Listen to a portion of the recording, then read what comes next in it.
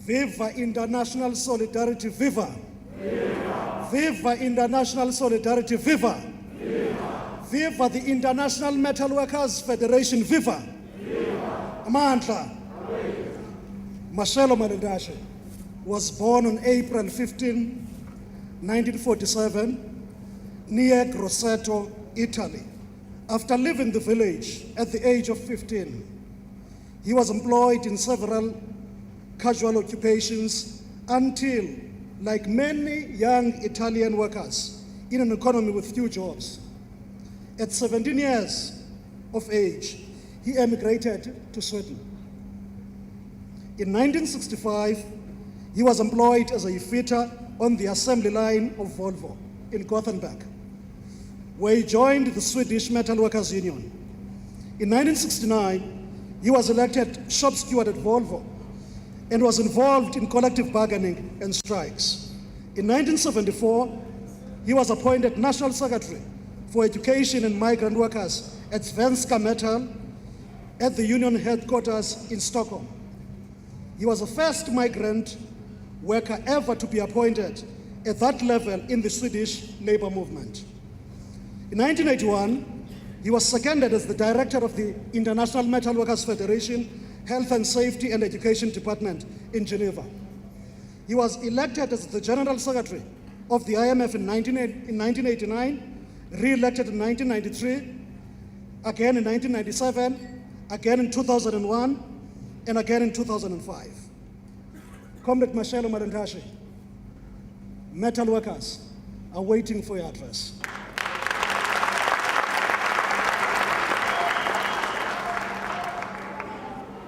Jag träffade Marcello Malentacchi 1968 första gången. Han jobbade på den banan, på Amazonbanan. Jag jobbade 50 meter härifrån. Och det har varit en incident. Vi stoppade produktion. Vi klagade på tunga lyft, svåra balanser. Och då företag ville avskeda mig från jobbet på grund av det. Under den tid vi hade paragraf 32 och arbetsgivare fördelade jobbet. De kunde avskeda när de vill arbetarna här på Volvo.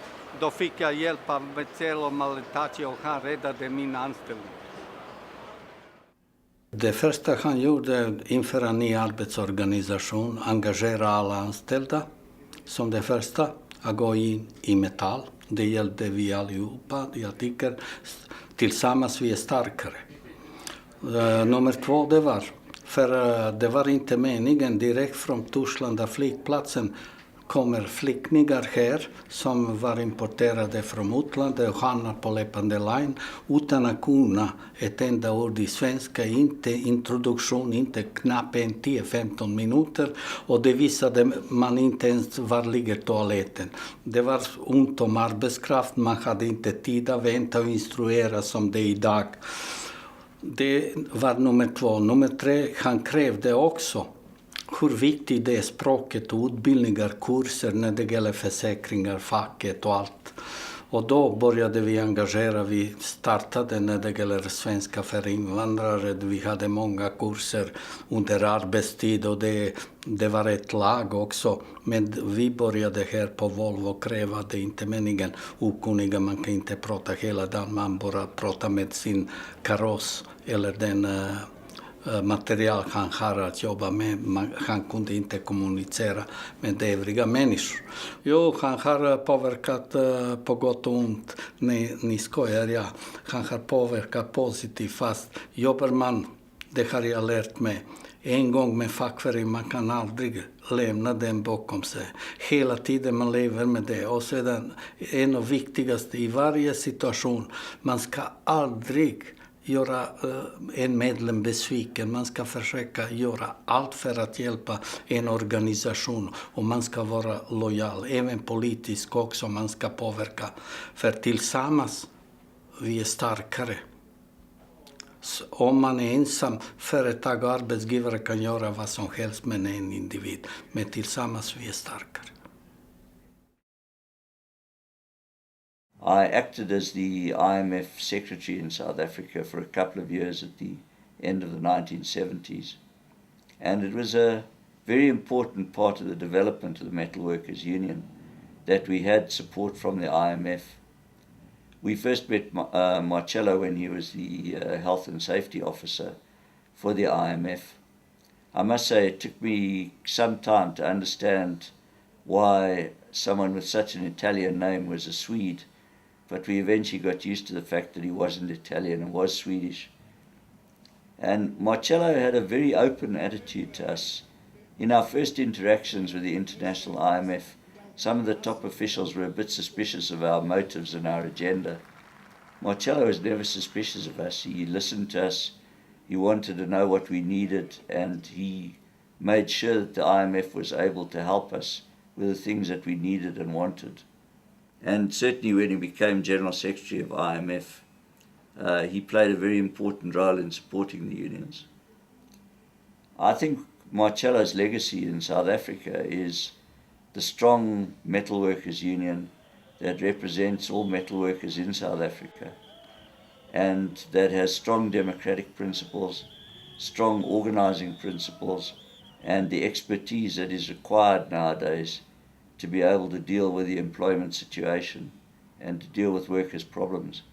And I think Marcello has made a major contribution to that.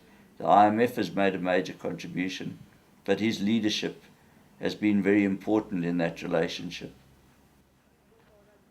I met Marcello in 1977. At that time, nobody knew anything about health and safety. People were retiring. After retiring, they could last only 4 months or so and die because the effect that they had from the workplace, especially those people I represent from the motor industry. They were used to work on asbestos. They didn't know the effect of asbestos. After, when they retire, is when they start feeling it. Then they die without knowing it. But since Marcello came, when Marcello came, he sensitized people and they knew how to handle asbestos. From that time up to now, things are working differently in Kenya. His initial contact with us was on occupational health and safety training, and I saw him as a person who was very committed. He was interested in promoting health and safety and creating more awareness among the affiliated unions in Malaysia.